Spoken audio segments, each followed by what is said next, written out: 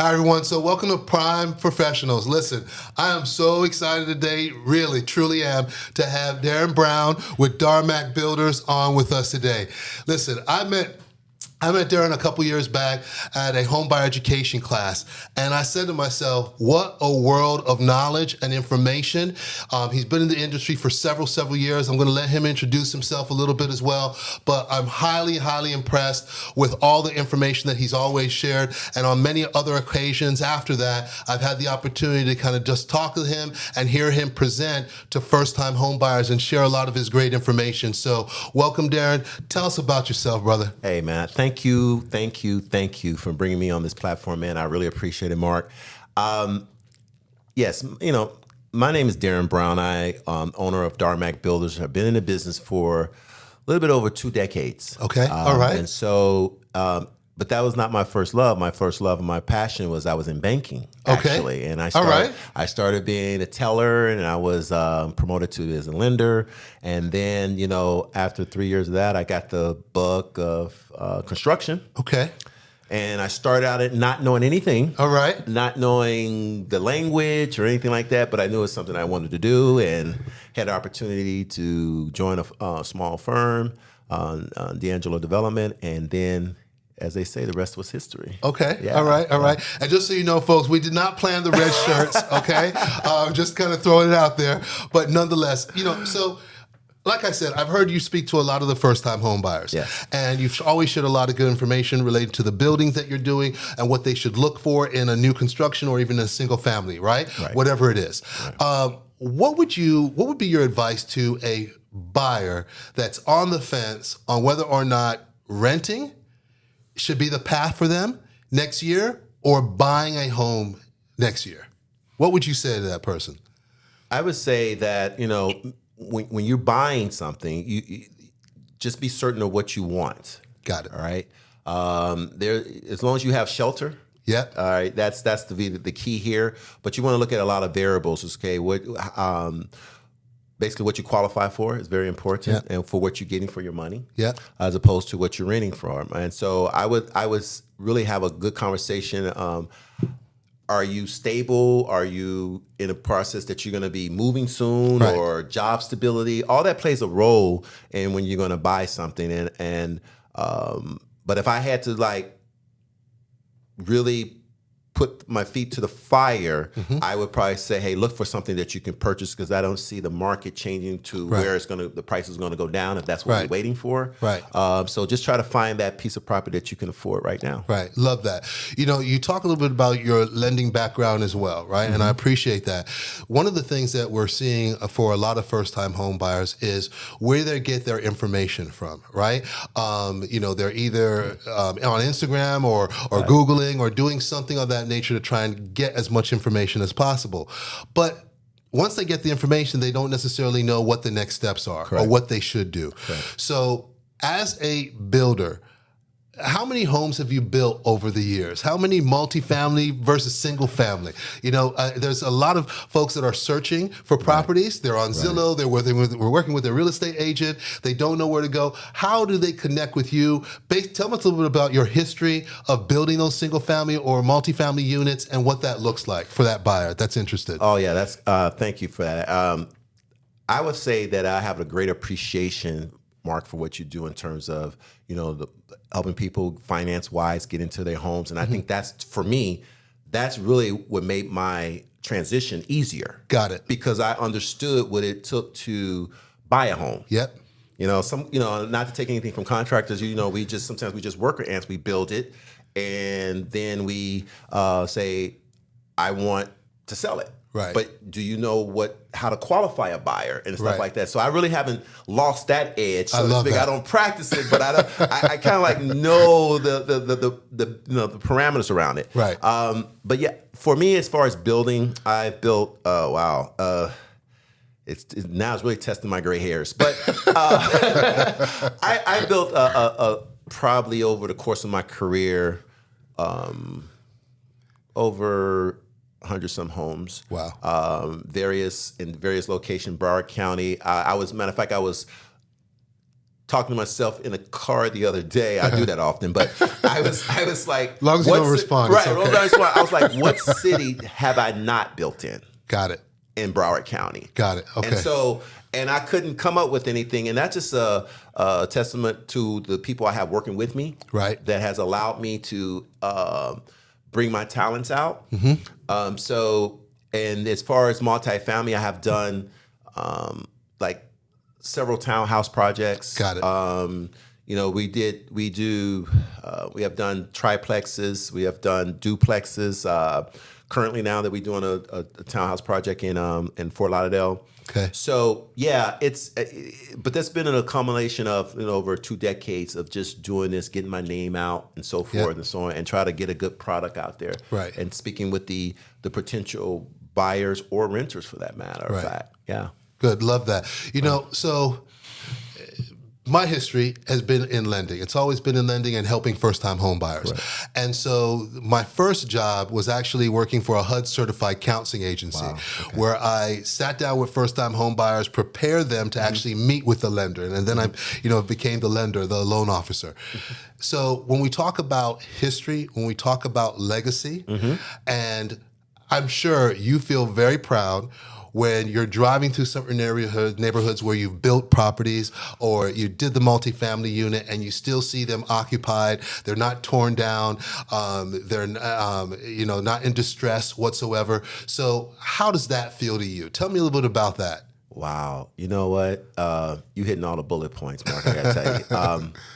It's very soothing. It's very. I'm very appreciative of having the opportunity to build something that's going to outlive me. Yes, love that. And so I spoke with my children, and we was driving around, and they kind of like remembered it. And I'm just driving, and I'm not really paying attention. And I hear my daughter say, "Dad, you remember you built that, and this?" And I'm looking at it, and I'm like, "Well, that was like 10 years ago." And stuff like. And so when I see that, just walking the street, I'm a stranger to everybody who I don't know. Yes. But I may be walking right past one of the properties that I built, and people would never know that. People would know that I was part of the Southwest Airline Terminal 1, and I built that. Wow. I was part of that team. And so when I go through the airport, and I'm in Southwest, I'm not giving them a plug. You're a celebrity. You're a celebrity. I love it. And I'm looking at the walls, and I'm like, if they only knew. Right. So that's what I get a lot of satisfaction with my craft and my trade. Great. Just to see what I have done over the years. So legacy we talk about, you and I have had discussions on generational wealth. What would you say to a young builder that is starting out in this market and getting their feet wet? Maybe it's a single family. Maybe it's a flip that they're doing. What advice would you give that young Darrin? I believe in giving back because you can only do so much for yourself individually. And one of the things that I try to implement in my business is that fact of giving back to those who want it. Yeah.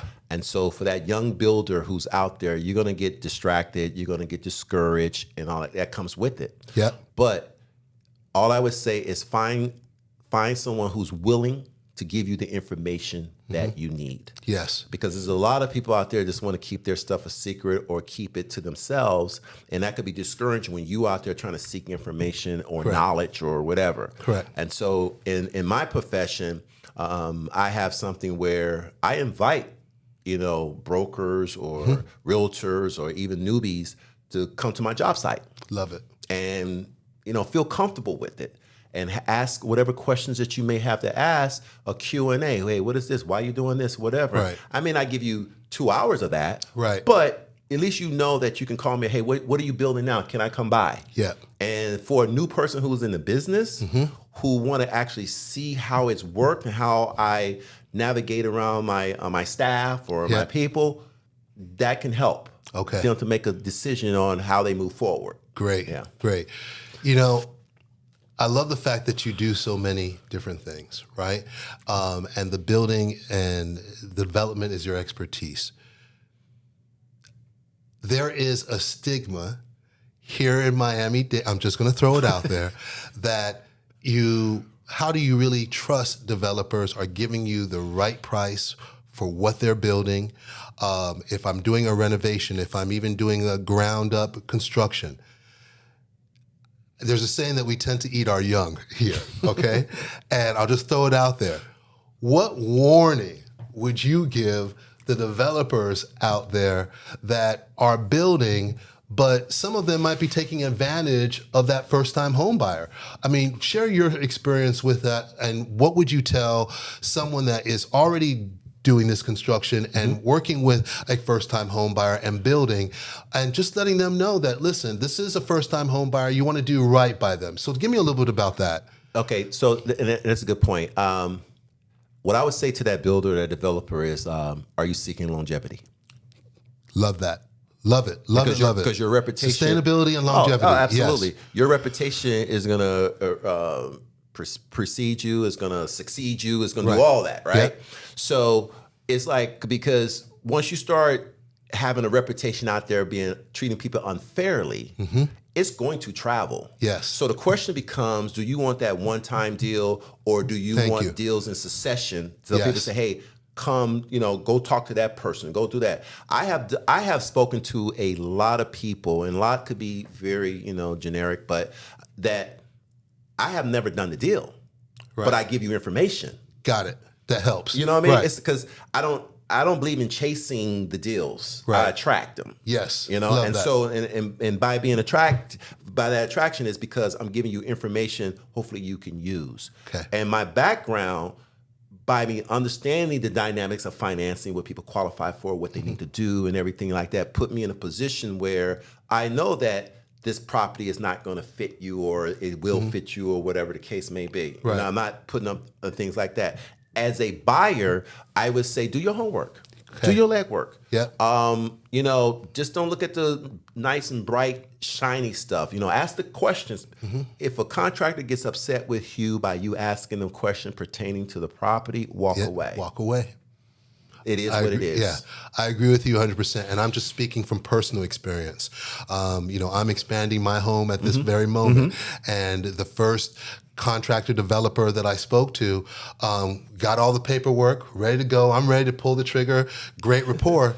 But then when I started asking questions, there was a kind of pullback, and I wasn't getting the answers. Right. And they just got really upset and very frustrated. And I said, you know what? Thank you, but you're not the right person. Absolutely. Because if I can't ask you simple questions on schedule, right? Right. The punch out list, what that looks like, those are questions that come up on the all warrant, all of that. And you're getting frustrated in the very beginning of the process. That's not a good place for you as that first time home buyer to be with a developer that you're going to hand over money to, right? 100%. Or has going to have draws that you're handing out to them as well. So I really was very, very cautious of that. I'm with a developer now. I wish I had met you a lot earlier. I'm just going to throw that out there. But that's getting the job done. So it's really important that, as you mentioned, do the research, vet the person, see their reviews, ask questions on their other projects, see if there's an opportunity, go buy those other projects if they're not completed yet, and just kind of visually see what's going on, right? So that's also really important, and I appreciate you sharing that. Going forward in 2024, where do you see the market going as it relates to development and inventory and what's really out there? For me, as a builder, working with developers and investors, I think the inventory is going to come from them, developers and investors, because they have a product that they want to sell. Right. I think it's going to be tight-fisted a little bit with sellers, because sellers are probably sitting on the 2% and 3%, and they figuring out, hey, if I sell it, I'm gonna be, get whatever interest rate it is now, but it's not gonna probably be 2% and 3%. I'm not stepping on anybody's toes, but I'm not gonna be able to afford that house that I want. Right. So that's where the conundrum comes in a sense. And so I think as 24 hits and we start with the new construction, I think you're gonna start seeing more developers and investors bringing in the inventory. Now, the question is, what type of inventory they're going to be bringing in? Right. What are those price points as well, too? Yeah. Because they're going to see that they're going to be not the only game in town, but the ones that people are going to be going to because they're going to have the units. Yes. Okay. So I think that's where the development process is going to, like, in 2024. I see a little bit now, okay, because and I'm part of it, but I also see the people who do have properties that they want to have developed, and they don't want to move. They want to probably refinance and add on to their property or whatever. I've seen people that go from a 2-1 to a 3-2. Yeah. I've seen people go from a single story to a downsize, two-story. right. And you see that based on where they are right now. So I think it's going to be just a change of what we see in the market as we move forward. Okay, love that. Yeah. So you wear different hats, right? Yes. Tell us a little bit about the insurance piece and the insurance hat and where you see insurance and rates going over the next 6 months to even right now. Okay. Yeah. Well, with me, and I do wear a lot of hats, but it's what I try to do in my craft and in my career is have things that has synergy, right? Yes. And so whatever knowledge I have, because when I'm speaking with a potential client, investor, or developer, or whatever, I want to be able to be knowledgeable enough to have a clear and concise conversation. So with the insurance market, with me being a 220 agent, it has allowed me to understand the dynamics of insurance when you're insuring your house. Yes. And some of the conferences that you and I have been at, and I speak on that, I always try to let people know that looking at the house, you're going to always look at the low-hanging fruit. Yeah.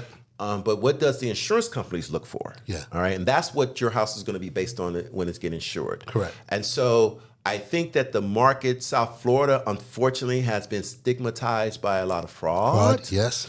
And so that's why some of the carriers, it's not that they have left the state, they just have left the zip code. Right. You know? I like that. Yeah. But, as things, hopefully with the new construction, of course, they're going to have the better rates because everything is up to code and whatever. You're going to start seeing that some private insurance carriers coming back into the market because this is new developments. These are new homes and stuff like that. Right. So everybody want a piece of the pie. But we're one of the highest. I would say that it's hard to get insurance. We talk about Citizens, we talk about all that. But if you're buying a home and you're getting financed, you need it. Yeah. You have to have it. You have to have it. And so you're really going to have to make sure that your house is insurance ready. When you look at it, ask about the roof. How old is the air condition? Right. Does it have galvanized pipes or cast iron pipes or whatever the case may be? Ask those questions because once you get the home, that's yours. That's yours. Yeah. Yeah. You got to take it with it. Yeah, exactly. So, yeah. Sustainability and long term. Yeah, right? 100%. 100%. So if you had to define yourself, your work in 2 words that makes you different from all the other players out there, what would those 2 words be? Don't quit. Don't quit. Love it. Yeah, love it. So many other folks quit, right? And don't get to the finish line of what they're trying to do. They allow adversity set in because adversity does exist. Yes. And I think a true test of character is that we can all applaud when things are going great. Everybody's happy and high-fiving or whatever. But the true testament, at least for me, the true testament is that when adversity hits, how do I handle it? Yeah. Does my disposition changes with the people I work with? Yep. Does it change with my clients, or do I own it and be like, okay, let me deal with this because I use this because it's not mine? When Denzel said, when you ask for rain, you got to expect mud too. Yes, yes. And so I know that, and I try to deal with whatever issues I have to deal with because this is what I do. Yeah. And I want to stay on top of it as much as I can. Yeah. I mentioned something to that effect on a previous podcast, and I think 2024 and even now is all going to be about collaboration, right? We got a report just last night. I was on a webinar, and they were talking about the amount of real estate agents that are going to leave this space and the amount of loan officers that are going to leave this space over the next 6 months. And the numbers are definitely in the 100,000s and stuff, or the thousands, or high thousands. And I would say that it's going to be about collaboration. if you are not breaking bread with people, if you are not getting your name out there as much as possible, if you're not going to trainings, if you're not going to events, if you're not really connecting and collaborating, you're going to hurt significantly in the next 6 months. And so I applaud you for the work that you're doing. I'm glad that you came on, that we were able to connect as well. Lots of great information. Keep doing what you're doing. I know that we need great developers on both the high end stuff that you do and even on the low end stuff. So I appreciate that tremendously. What one good thing would you leave for a first time home buyer? If you had to leave one great message for them. It's cliche. It's more like, hey, don't settle, but I do mean that.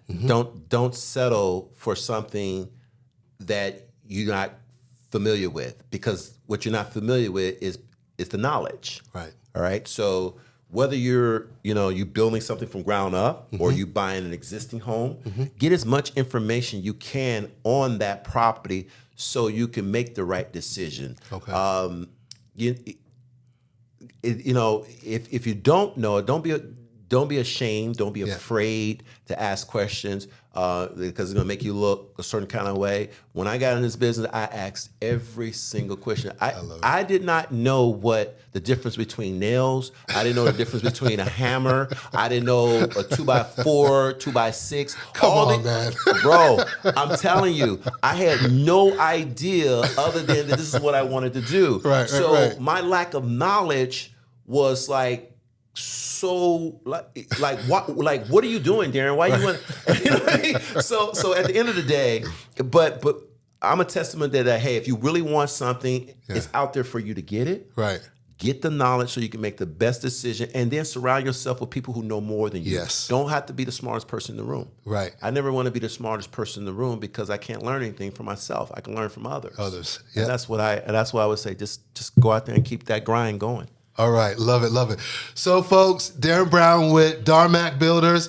Go ahead and give us folks your information, man. Okay. I'm located in Broward County, Builders, as you know. My website is www.darmacbuilders.com.